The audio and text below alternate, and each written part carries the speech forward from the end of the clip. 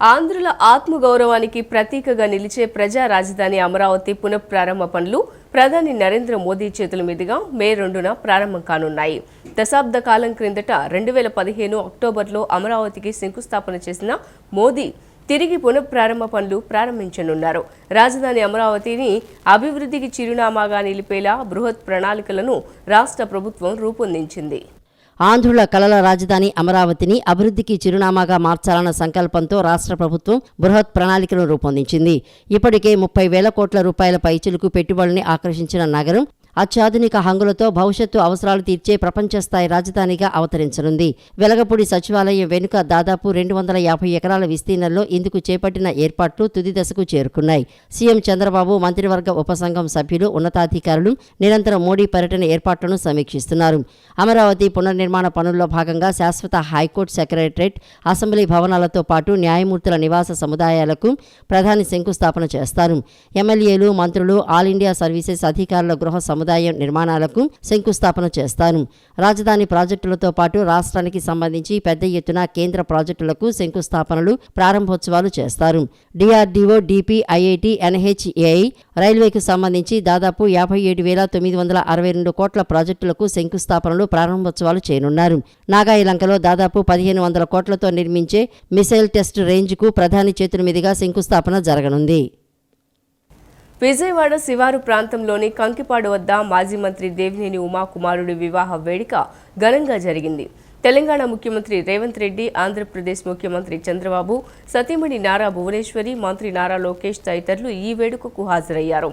వీరితో పాటు మిగిలిన నేతలు సైతం నూతన వధూవరులైన నిహార్, సాయి నర్మదలను ఆశీర్వదించారు. విజయవాడ శివారు ప్రాంతంలోని కంకిపాడు వద్ద మాజీ మంత్రి దేవినేని ఉమా కుమారుడి వివాహ వేడుక ఘనంగా జరిగింది. ఈ వేడుకకు తెలంగాణ ముఖ్యమంత్రి రేవంత్ రెడ్డి, ఆంధ్రప్రదేశ్ ముఖ్యమంత్రి చంద్రబాబు సతీమణి నారా భువనేశ్వరి, మంత్రి నారా లోకేష్ తదితరులు హాజరయ్యారు. 2 తెలుగు రాష్ట్రాల రాజకీయ ప్రముఖులు వేడుకలకు హాజరయ్యారు. టీడీపీతో ఉన్న గత అనుభవంతో తెలంగాణ ముఖ్యమంత్రి రేవంత్ రెడ్డి తెలుగుదేశం నేతలందరితో కాసేపు ఆత్మీయంగా గడిపారు. ముఖ్యమంత్రి అయ్యాక తొలిసారి విజయవాడ చేరుకున్న రేవంత్ రెడ్డికి హెలీప్యాడ్ వద్ద మంత్రులు పయ్యావుల కేశవ్, నిమ్మల రామానాయుడు, బీసీ జనార్దన్ రెడ్డిలు ఘన స్వాగతం పలికారు. అంతేకాకుండా రేవంత్ రెడ్డి, మంత్రి నారా లోకేష్ ఈ వివాహ వేడుకకు కలిసి వచ్చారు. కాసేపు వీరు సరదాగా మాట్లాడుకున్నారు. అనంతరం వీరు వధూవరుల వద్దకు వెళ్లి వారిని ఆశీర్వదించారు. వీరితో పాటు మిగిలిన నేతలు సైతం నూతన వధూవరులైన నిహార్, సాయి నర్మదలను ఆశీర్వదించారు. యువతకు నైపుణ్యాభివృద్ధి, సాధికారతకు యూనిసెఫ్తో ముఖ్యమంత్రి నారా లోకేష్ సమక్షంలో రాష్ట్ర ప్రభుత్వం ఒప్పందం చేసుకుంది. ఈ ఒప్పందం ద్వారా 2 లక్షల మంది విద్యార్థులకు వ్యాపార నైపుణ్యాలను పెంపొందించడమే ప్రధాన లక్ష్యమని ఐటీ శాఖ మంత్రి నారా లోకేష్ వెల్లడించారు.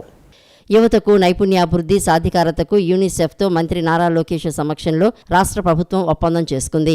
దీని ద్వారా 2 లక్షల మంది విద్యార్థులకు వ్యాపార నైపుణ్యాలను పెంపొందించడమే లక్ష్యమని విద్యా, ఐటీ శాఖ మంత్రి లోకేష్ తెలిపారు.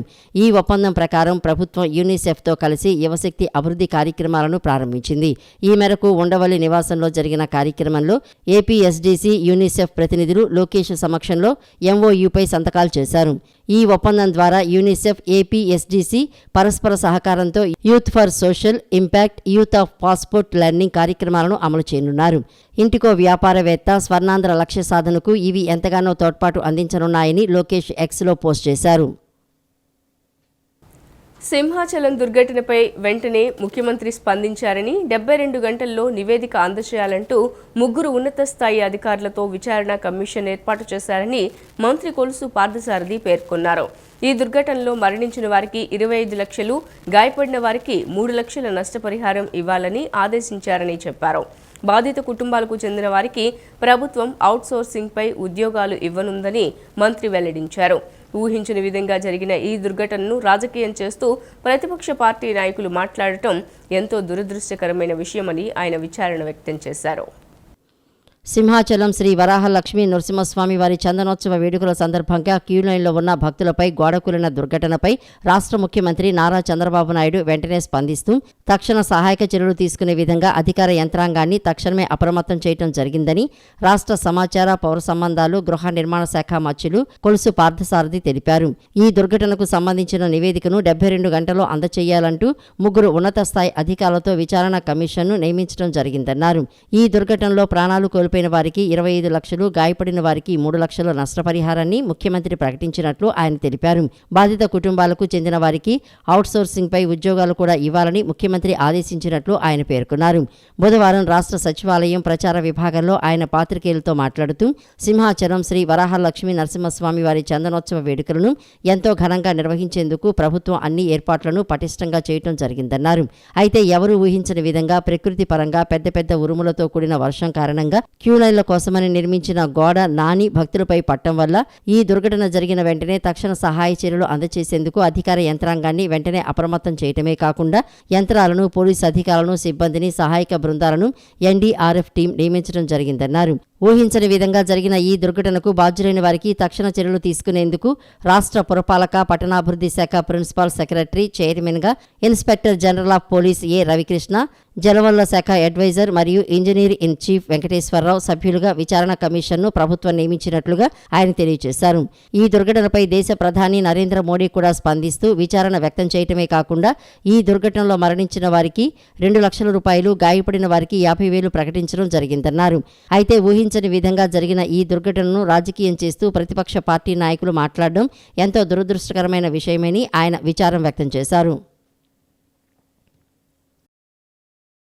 ఈ గోడ కూలిన ఘటనపై 3 అధికారులతో 3-మెన్ కమిటీని కూడా మరి విచారణ చేయడానికి మన ముఖ్యమంత్రి గారు కమిటీని ఏర్పాటు చేయడం జరిగింది. Principal secretary municipal administration principal secretary Suresh Kumar గారు, ఆకే రవికృష్ణ గారు, చీఫ్ ఇంజనీర్ ఇరిగేషన్ డిపార్ట్మెంట్లో కూడిన కమిటీ మరి 72 గంటల్లో నివేదిక ఇవ్వాలని చెప్పేసి కూడా ఆదేశించడం జరిగిందని చెప్పేసి మనం చేస్తా ఉన్నాను. మరి చనిపోయిన వారి కుటుంబాలకి ఒక్కొక్కరికి 25 లక్షల రూపాయలు, గాయపడిన వారికి 3 లక్షల రూపాయలు కూడా మరి రాష్ట్ర ప్రభుత్వం తరఫున ముఖ్యమంత్రి గారు ప్రకటించడం జరిగిన విషయాన్ని కూడా నేను తెలియజేస్తా ఉన్నాను. మరి బాధిత కుటుంబ సభ్యులకి దేవాదాయ శాఖ పరిధిలో అవుట్సోర్సింగ్ విధానంలో ఆ కుటుంబ సభ్యులకి ఉద్యోగ అవకాశాలు కల్పించాలని చెప్పేసి కూడా మరి ఆ శాఖ అధికారులని ఆదేశించడం జరిగిందని చెప్పేసి మరి తెలియజేస్తా ఉన్నాను. క్రీడాశక్తిని సమాజ అభివృద్ధికి వినియోగించడమే తమ ప్రభుత్వ ధ్యేయమని మంత్రి మండిపల్లి రాంప్రసాద్ రెడ్డి పేర్కొన్నారు. మెగా డిఎస్సిలో 421 ప్రభుత్వ పాఠశాల ఉద్యోగాల క్రీడా కోటా కింద భర్తీ చేయనున్నట్లు ప్రకటించారు. రాత పరీక్ష లేకుండా సీనియర్ క్రీడా విభాగం మెరిట్ ఆధారంగా ఎంపిక జరుగుతుందని మంత్రి వివరించారు. రాష్ట్ర యువత శారీరకంగా, మానసికంగా దృఢంగా ఎదిగేందుకు క్రీడల ద్వారా మౌలికంగా తోడ్పడతాయని రాష్ట్ర రవాణా, యువజన, క్రీడా శాఖ మంత్రి మండిపల్లి రాంప్రసాద్ రెడ్డి అన్నారు. విజయవాడలోని శాప్ ప్రధాన కార్యాలయంలో ఏర్పాటు చేసిన పత్రికా సమావేశంలో మంత్రి మాట్లాడుతూ క్రీడల ప్రోత్సాహానికి దిశానిర్దేశం చేసిన ముఖ్యమంత్రి నారా చంద్రబాబు నాయుడికి హృదయపూర్వక కృతజ్ఞతలు తెలిపారు. ఆధునిక దృష్టితో యువత శక్తిని సమాజాభివృద్ధికి వినియోగించేందుకు ప్రభుత్వం ఆంధ్రప్రదేశ్ క్రీడా పాలసీ 2024-29ని రూపొందించిందని తెలిపారు. మంత్రి ఈ సందర్భంగా మాట్లాడుతూ నారా లోకేష్ దూరదృష్టి, క్రీడలపై ఉన్న ప్రగాఢమైన ఆసక్తి కారణంగా రాష్ట్రంలో క్రీడా రంగం గణనీయంగా అభివృద్ధి చెందుతోందని అన్నారు. ముఖ్యంగా స్పోర్ట్స్ డిఎస్సిలో 10 ఏళ్ల పరిమితి తొలగింపు లాంటి కీలక నిర్ణయాలు తీసుకోవడం ఇందుకు నిదర్శనమని పేర్కొన్నారు. పాఠశాల విద్యాశాఖ ద్వారా 421 పోస్టులు క్రీడా కోటాలో భర్తీ చేయనున్నట్లు తెలిపారు. ఈ పోస్టులు ప్రభుత్వ, జిల్లా పరిషత్, మున్సిపాలిటీ, గిరిజన సంక్షేమ ఆశ్రమ పాఠశాలలు, గిరిజన సంక్షేమ ఆశ్రమ పాఠశాలలు, రెసిడెన్షియల్ విద్యా సంస్థలు, మోడల్ స్కూల్స్, గురుకులాల్లో ఉంటాయని వివరించారు. దరఖాస్తుల స్వీకరణ మే 2 నుండి మే 31 వరకు కొనసాగుతుందని అభ్యర్థులు sports.ap.gov.in, sportsdsc.apcfss.in వెబ్సైట్లలో దరఖాస్తు చేయవచ్చని పేర్కొన్నారు. చేస్తూ ఒక చట్టాన్ని తీసుకొని రావడం, దానిలో భాగంగానే మా కూటమి ప్రభుత్వం యొక్క ఎన్నికల హామీ ఏదైతే ఉందో డిఎస్సిలో కూడా దీన్ని వర్తింపజేస్తూ ఈ 3% కూడా తీసుకొని రావడం జరిగింది. దానిలో భాగంగానే ఈ రోజు క్రీడలకు సంబంధించి 3% కోటా ఏదైతే ఉందో దానికి నోటిఫికేషన్ కూడా రిలీజ్ చేయడం జరుగుతూ ఉంది. దీనికి మా తరపున, పూర్తిగా రాష్ట్రంలో ఉన్న క్రీడాకారుల తరపున ఈ ప్రభుత్వాన్ని ఏలుతున్న గౌరవ ముఖ్యమంత్రి చంద్రబాబు నాయుడు గారికి, అలాగే ప్రభుత్వ పెద్దలందరికీ పత్రికా ముఖంగా అలాగే మీడియా ముఖంగా ధన్యవాదాలు తెలియజేసుకుంటున్నా. మన అందరికీ తెలుసు, రాష్ట్రంలో త్వరలోనే డిఎస్సి నోటిఫికేషన్ వస్తూ ఉంది. దానిలో సుమారుగా 16,500 టీచర్ పోస్టులు కూడా ఫిలప్ చేయడం జరుగుతూ ఉంది. దానిలోనే 3% ఏదైతే ఉందో ఆ 3%ను ఈ రాష్ట్రంలో మిగతా రాష్ట్రాల్లో 1-2% ఉంటే మన రాష్ట్రంలో 3% కేటాయించడం జరిగింది. దాంట్లో ఇప్పుడు మనకు 421 పోస్టులను స్పోర్ట్స్ కోటాలో రాష్ట్రంలో ఉన్న క్రీడాకారులకు కేటాయించడం జరిగింది. యానాంలో జిప్మెర్ సూపర్ స్పెషాలిటీ సేవల్ని అందించడానికి అవసరమైన సాయాన్ని సమకూర్చడానికి రాష్ట్ర వైద్య ఆరోగ్య శాఖ మంత్రి సత్యకుమార్ యాదవ్ అంగీకరించారు. ఈ కేంద్రం ద్వారా సేవల్ని అందించేందుకు పొందే వారిలో 75% మంది చుట్టుపక్కల ప్రాంతాల నుంచి వస్తారు. కనుక ఈ కేంద్రాన్ని నడపడం ద్వారా ఆంధ్రప్రదేశ్ ప్రజలకు ఎంతో ప్రయోజనం ఉంటుందని ఆయన తెలిపారు. యానాంలో జిప్మెర్ సూపర్ స్పెషాలిటీ సేవల్ని అందించడానికి అవసరమైన సాయాన్ని సమకూర్చడానికి రాష్ట్ర వైద్య ఆరోగ్య శాఖ మంత్రి సత్యకుమార్ యాదవ్ అంగీకరించారు. కేంద్ర పాలిత ప్రాంతమైన పుదుచ్చేరిలో భాగమైన యానాంలో ప్రఖ్యాత జిప్మెర్ నిర్మించిన 100 పడకల సూపర్ స్పెషాలిటీ సెంటర్ ద్వారా ప్రజలకు సేవలు అందించడానికి రాష్ట్ర ప్రభుత్వ సాయాన్ని కోరింది. ఈ విషయంపై యానం మాజీ శాసనసభ్యులు మరియు పుదుచ్చేరి మాజీ ఆరోగ్య శాఖ మంత్రి మల్లాడి కృష్ణారావు, పుదుచ్చేరిలోని JIPMER director doctor VS Negi మరియు ఉన్నతాధికారులు బుధవారం నాడు రాష్ట్ర మంత్రి సత్యకుమార్ యాదవ్, ప్రభుత్వ ప్రధాన కార్యదర్శి empty Krishnababu, secondary health director doctor ఏ సిరి, డిఎంఈ డాక్టర్ నరసింహం ఇతర ఉన్నతాధికారులతో ఏపీ సచివాలయంలో చర్చించారు. యానాంలో జిప్మెర్ సెంటర్ నిర్మాణం పూర్తయిందని, వివిధ మల్టీ స్పెషాలిటీ విభాగాల్లో సేవలు అందించడానికి అవసరమైన సిబ్బందిని సమకూర్చాలని కృష్ణారావు కోరారు. యానం జనాభా 80,000 మాత్రమే అయినప్పటికీ ఆనుకుని ఉన్న ఆంధ్రప్రదేశ్ జిల్లాల నుంచి భారీ స్థాయిలో పలు అవసరాల కోసం ప్రతిరోజు యానంకు వస్తారని, జిప్మెర్ కేంద్రం సేవలు తెలుగు ప్రజలకు ఎంతో మేలు చేకూరుస్తాయని, కనుక తగు సాయాన్ని చేయాలని ఆయన విజ్ఞప్తి చేశారు. ఈ నెల 2న అమరావతి రాజధాని పునఃప్రారంభ పనుల శంకుస్థాపన కార్యక్రమంలో పాల్గొనేందుకు రానున్న నేపథ్యంలో అధికారులు, ప్రజాప్రతినిధుల పటిష్ట సమన్వయంతో కార్యక్రమానికి ఏర్పాట్లు చేస్తున్నట్లు మంత్రి అచ్చెన్నాయుడు పేర్కొన్నారు. విజయవాడ అర్బన్ పరిధిలోని 3 నియోజకవర్గాల నుంచి దాదాపు 20,000 మంది చొప్పున ఈ కార్యక్రమానికి హాజరు కానున్న నేపథ్యంలో వారికి ఇబ్బంది లేకుండా చేస్తున్న ఏర్పాట్లపై చర్చించారు. వేసవి నేపథ్యంలో త్రాగునీటిని అందుబాటులో ఉంచడంతో పాటు ఎక్కడికక్కడ వైద్య శిబిరాలను ఏర్పాటు చేస్తున్నట్లు అధికారులు వివరించారు. ఈ నెల 2న అమరావతి రాజధాని పునఃప్రారంభ పనుల శంకుస్థాపన కార్యక్రమంలో పాల్గొనేందుకు ప్రధాని రానున్న నేపథ్యంలో అధికారులు, ప్రజాప్రతినిధుల పటిష్ట సమన్వయంతో కార్యక్రమానికి ఏర్పాట్లు చేస్తున్నట్లు రాష్ట్ర వ్యవసాయ, సహకారం, మార్కెటింగ్, పశు సంరక్షణ, డైరీ డెవలప్మెంట్, మత్స్యశాఖ మంత్రి కింజరాపు అచ్చెన్నాయుడు అన్నారు. జిల్లా కలెక్టరేట్లో మంత్రి అచ్చెన్నాయుడు, ఎంపీ కేశినేని శివనాథ్ చిన్ని, విజయవాడ తూర్పు నియోజకవర్గ శాసనసభ్యులు గద్దె రామ్మోహన్, జిల్లా కలెక్టర్ డాక్టర్ జి లక్ష్మీశ తదితరులు సమావేశమై కార్యక్రమానికి చేస్తున్న ఏర్పాట్లపై చర్చించారు. బహిరంగ సభ వేదిక వద్దకు చేరుకునేందుకు అందుబాటులో ఉన్న మార్గాలు, వివిధ ప్రాంతాల నుంచి వచ్చే ప్రజలకు చేస్తున్న ఏర్పాట్లు, అతిథులకు వసతి, ప్రయాణ ఏర్పాట్లు తదితరాలపై సమావేశంలో చర్చించారు. రాష్ట్ర ముఖ్యమంత్రి మార్గదర్శకాలకు అనుగుణంగా మంత్రివర్గ కమిటీ సూచనలు తదితరాల ఆధారంగా చేస్తున్న పనులు ఏ దశలో ఉన్నాయో పరిశీలించారు. ఎన్టీఆర్ జిల్లాతో పాటు పొరుగు జిల్లాల నుంచి పెద్ద ఎత్తున ప్రజలు రానున్నారని, విజయవాడ అర్బన్ పరిధిలోని 3 నియోజకవర్గాల నుంచి దాదాపు 20,000 మంది చొప్పున కార్యక్రమానికి హాజరు కానున్న నేపథ్యంలో వారికి ఇబ్బంది లేకుండా చేస్తున్న ఏర్పాట్లపై చర్చించారు. అదేవిధంగా తిరువూరు, మైలవరం, నందిగామ, జగ్గయ్యపేట నియోజకవర్గాల నుంచి వచ్చే వివిధ రంగాలకు చెందిన వారికి లోటుపాట్లు లేకుండా ఏర్పాట్లు చేయాలని, ఇందుకు ప్రత్యేకంగా నియమించిన లైజనింగ్ అధికారులు దృష్టి పెట్టాలని ఆదేశించారు. వేసవి నేపథ్యంలో తాగునీటిని అందుబాటులో ఉంచడంతో పాటు ఎక్కడికక్కడ వైద్య శిబిరాలను ఏర్పాటు చేస్తున్నట్లు అధికారులు వివరించారు. కలెక్టరేట్లోని కంట్రోల్ రూమ్ ద్వారా ఏర్పాట్లను నిరంతరం పర్యవేక్షిస్తున్నామని, నోడల్ అధికారులు, ప్రోటోకాల్ లైజనింగ్ అధికారులు, రూట్ అధికారులు, హోటల్ లైజనింగ్ అధికారులు తదితరులు ప్రణాళిక ప్రకారం విధులు నిర్వహించేందుకు సిద్ధంగా ఉన్నట్లు తెలిపారు. రాజధాని గ్రామాల్లో ఆహ్వాన పత్రికల పంపిణీ సందడిగా సాగుతోంది. అమరావతి రాజధానిగా పునర్నిర్మాణ పనులకు కుటుంబ సమేతంగా రావాలంటూ భూములు ఇచ్చిన రైతులకు సిఆర్డీఏ సిబ్బంది, అమరావతి జేఏసీ మహిళలు ఆత్మీయ ఆహ్వానం పలుకుతున్నారు. మహిళలకు బొట్టు పెట్టి మరీ కార్యక్రమానికి రావాలని ప్రభుత్వం పిలుస్తోంది. రాజధాని అమరావతి పునఃప్రారంభోత్సవ సభకు రావాలంటూ రాజధాని వాసులు, సిఆర్డీఏ సిబ్బంది అమరావతిలో ఇంటింటికి వెళ్లి ఆహ్వాన పత్రికలు అందజేస్తున్నారు. రాజధాని పునర్నిర్మాణ పనుల శంకుస్థాపనకు మే 2న ప్రధాని నరేంద్ర మోడీ రాష్ట్రానికి రానున్నారు. ఈ నేపథ్యంలో ప్రజలంతా స్వచ్ఛందంగా తరలివచ్చి సభను విజయవంతం చేయాలని కోరారు. ప్రధాన వేదిక ముందు రైతుల కోసం ప్రత్యేకంగా 3 గ్యాలరీలు ఏర్పాటు చేస్తున్నారు. మధ్యాహ్నం 2 గంటలలోపు కేటాయించిన స్థానాల్లో కూర్చోవాలని సూచిస్తున్నారు.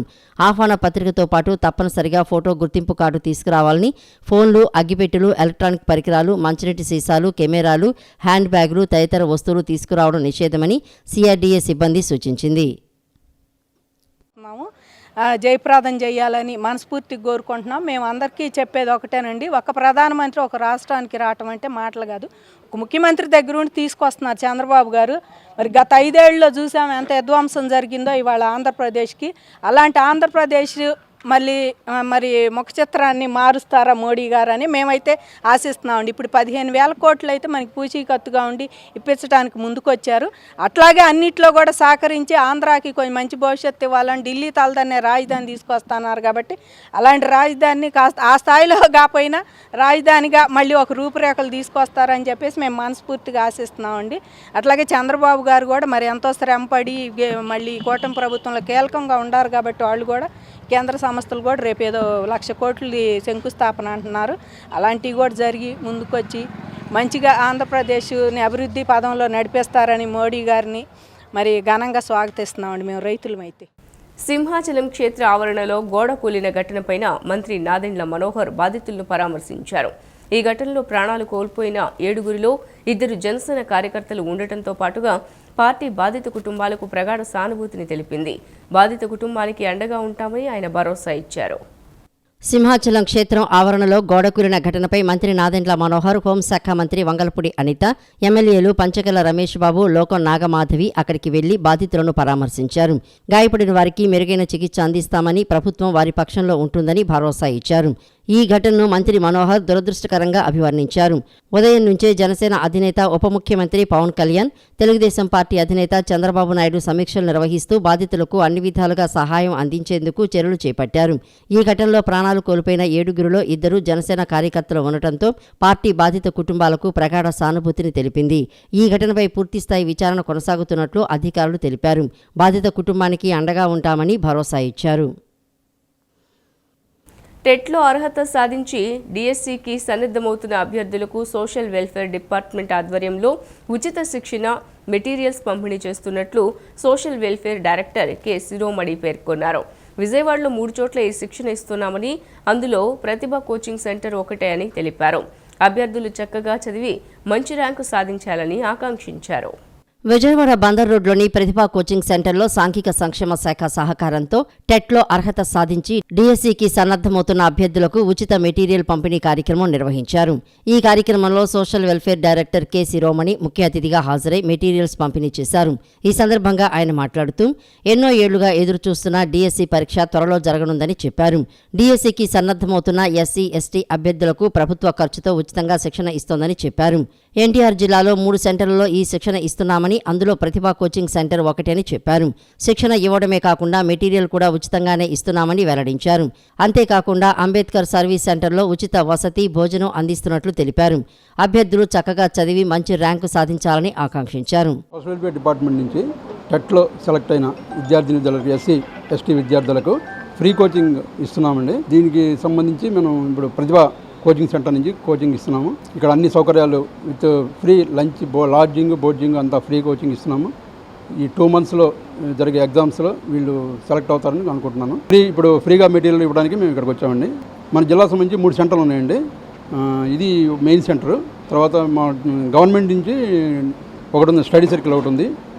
ఇంకా తర్వాత విసన్నపేటలో ఒక సెంటర్ ఉంది, కుమార్ ఎడ్యుకేషన్ సొసైటీ ఒకటి ఉంది. ఇక్కడ నుంచి 400 ఉన్నారండి ఈ సెంటర్ నుంచి. స్టడీ సర్కిల్ నుంచి ఒక 200 దాకా ఉన్నారు. విసన్నపేటలో కూడా ఒక అరౌండ్ 100 అబౌవ్ ఉన్నారండి. అనంతరం సాయి మేధా coaching centre director Jampana Sudhakar మాట్లాడుతూ సోషల్ వెల్ఫేర్ డిపార్ట్మెంట్ ద్వారా డిఎస్సి అభ్యర్థులకు ఉచితంగా శిక్షణ ఇచ్చే అవకాశం తమ కోచింగ్ సెంటర్కు దక్కడం గర్వంగా ఉందన్నారు. తమ సెంటర్ను ఆప్షన్గా పెట్టుకున్న అభ్యర్థులు హాస్టల్స్లో ఉంటూ తమ వద్ద కోచింగ్ తీసుకుంటున్నారని చెప్పారు.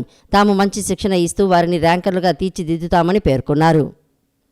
ప్రతిభా కోచింగ్ సెంటర్ ఆధ్వర్యంలో రాష్ట్ర ప్రభుత్వం ఎంతో ప్రతిష్టాత్మకంగా తీసుకున్నటువంటి డిఎస్సి నోటిఫికేషన్లో అత్యధిక మంది ఎస్సీ, ఎస్టీ విద్యార్థులను భాగస్వాములు చేయాలనేటువంటి ఉద్దేశంతో రూపొందించినటువంటి విద్యార్థులకు ఈ పథకం ద్వారా డిఎస్సి ఉచిత కోచింగ్ని, ఉచిత మెటీరియల్ని అందజేస్తూ వారికి మా యొక్క కోచింగ్ సెంటర్లో అవకాశం కల్పించినందుకు రాష్ట్ర ప్రభుత్వానికి అభినందనలు. అలానే సోషల్ వెల్ఫేర్ డిపార్ట్మెంట్ కృష్ణా జిల్లా వారికి, అదేవిధంగా ఎన్టీఆర్ జిల్లా వారికి, రాష్ట్ర సోషల్ వెల్ఫేర్ డిపార్ట్మెంట్ వారికి నా యొక్క అభినందనలు తెలియజేస్తూ ఉన్నాం. అదేవిధంగా రాష్ట్రంలో ఉన్నటువంటి వివిధ జిల్లాల నుంచి ప్రతిభా కోచింగ్ సెంటర్ ఆప్షన్ను ఎంపిక చేసుకొని ఇక్కడ హాస్టల్స్లో ఉండి ప్రిపేర్ అవుతూ ఉన్నటువంటి అభ్యర్థులు విజయం కోసం రెగ్యులర్ క్లాసులు, ఎవ్రీడే ఎగ్జామ్స్, అలానే ఈరోజు ఉచిత మెటీరియల్ని మన సోషల్ వెల్ఫేర్ డీడీ గారు అయినటువంటి కె శిరోమణి గారి ద్వారా అందజేయడం ఆనందంగా ఉంది.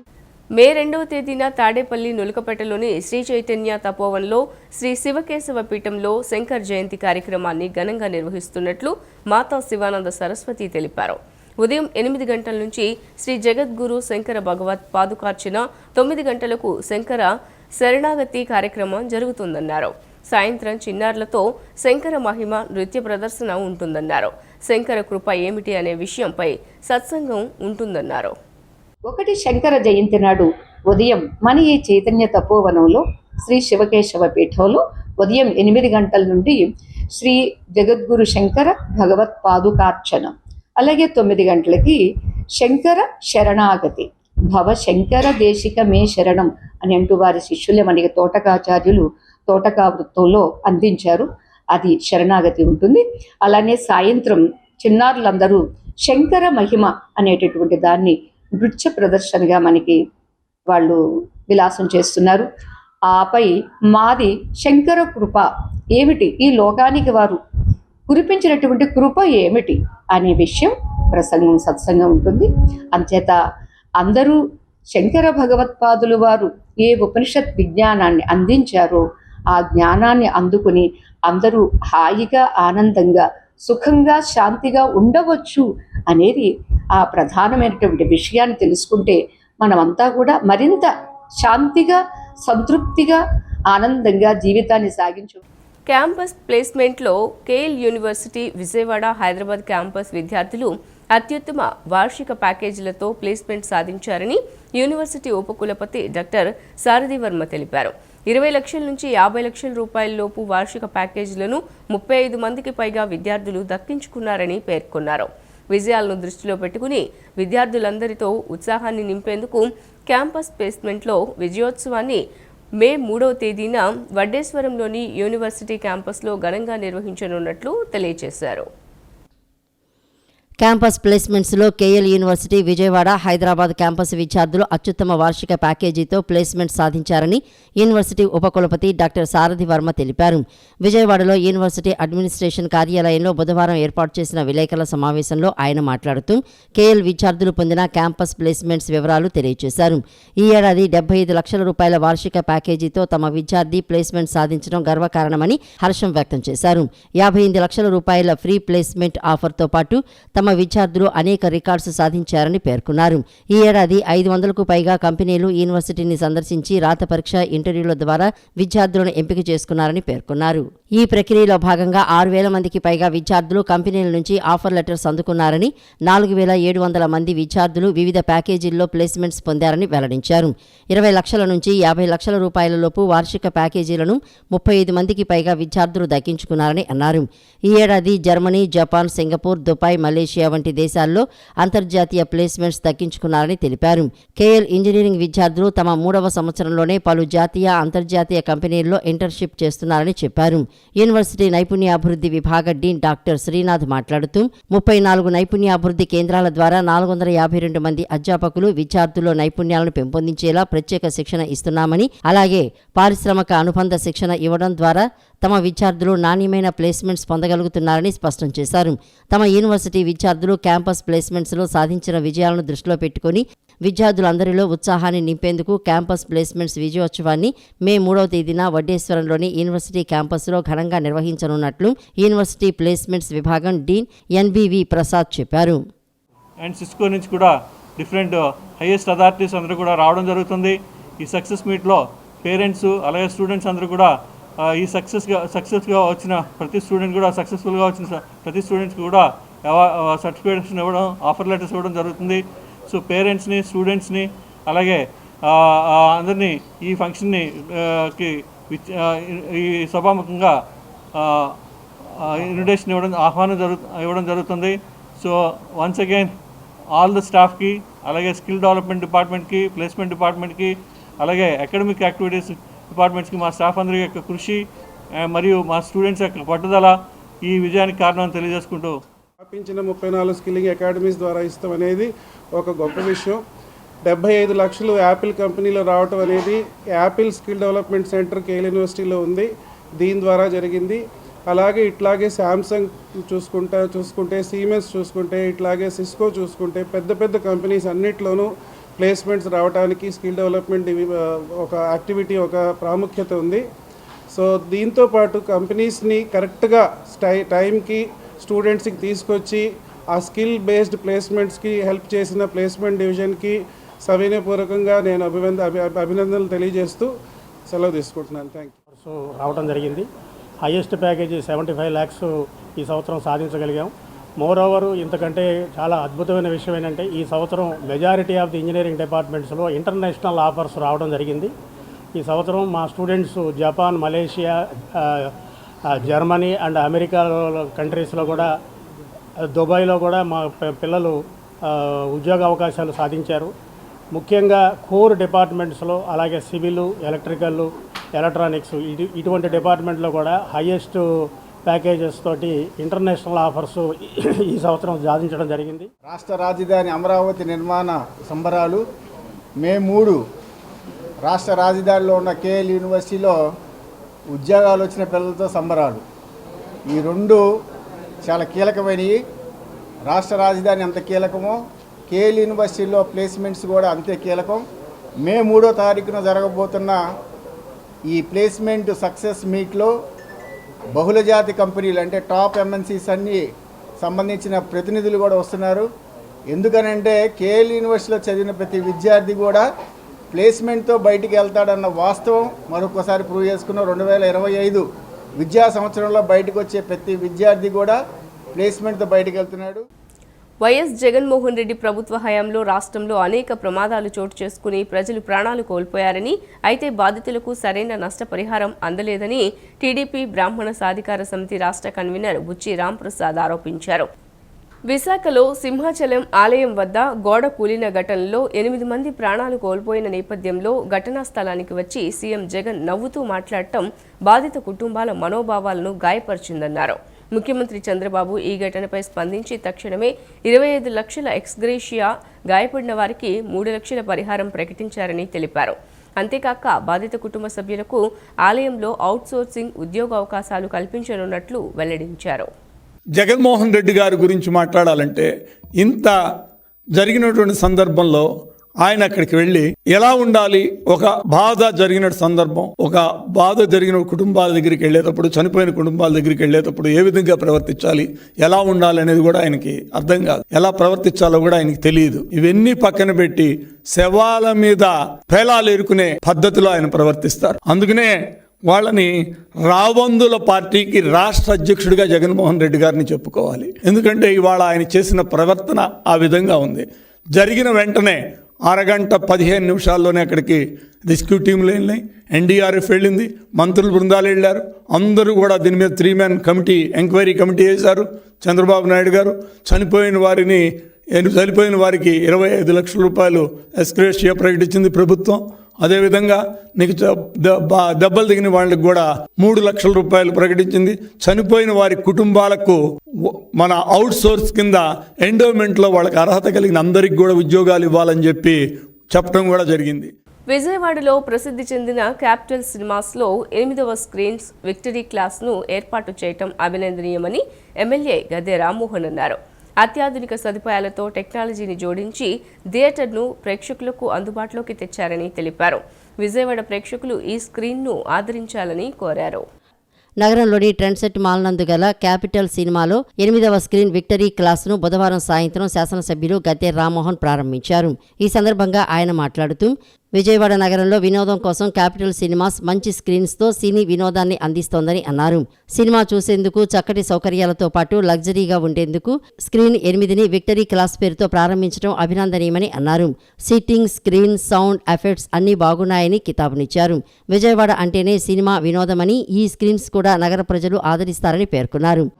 క్యాపిటల్ సినిమా నుండి లేకపోతే ఈ ట్రెండ్ సెట్ హాల్లో సినిమా హాల్లో నుండి 7 ఇప్పటి వరకు కూడా అనేక సంవత్సరాలుగా నడుస్తున్నాయి. 6 అయితే ఫస్ట్లో స్టార్ట్ అయినాయి, తర్వాత 7వది యాడ్ అయింది. ఇప్పుడు మరికొత్తగా 8వ స్క్రీన్ని మనం ఓపెన్ చేసుకోవడం జరిగింది. దీనిలో ప్రత్యేకతలు కూడా చూసాం. అన్ని రిక్లైనర్ సీట్సే, అది కూడా డబుల్ రిక్లైనర్.